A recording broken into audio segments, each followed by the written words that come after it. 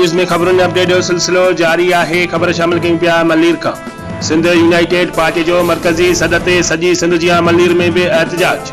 घाटे तोड़ महांगाई ऐं पानी के खोट खिलाफ एसयूपी मलीर के सदर फैज़ हुसैन हिस्बानी, असगर खोसो, डेरू कोहली, मंजूर बलोच, प्रेम कुमार ऐं ॿियनि जी अॻुवानी में रज़ाकाबाद एग्रो टेक्निकल स्कूल का मेन स्टाफ ताईं एहतजाजी रैली कढी धरनो हयो वियो। उन मौके ते अॻुवाननि पारां महांगाई पानी की खोट खिलाफ सख्त नारेबाज़ी कई। अॻुवाननि मीडिया से ॻाल्हाईंदे चयो त मुल्क की तारीख़ में एतरी महांगाई न थी आहे जेतरी महांगाई हिन वक्त थी आहे। उन्होंने चयो त सिंध में पानी की शदीद खोट है। पीअण जो पानी अनलब थी वियो आहे। माल मरी रहा आहिनि। पेट्रोलियम मसनूआत के क़ीमतन में मुल्क की तारीख़ में वाधारो थियो आहे। उन्होंने आला अख्तियारनि खां घुर कई त महांगाई ते कंट्रोल करे गरीब मिसकिन माण्हुनि खे जीअण जो हक़ ॾिनो वञे। ॿी सूरत में सख्त का सख्त एहतजाज कियो वेंदो। रिपोर्ट कर रहा है मुश्ताक अबुल, बे न्यूज़ मलीर।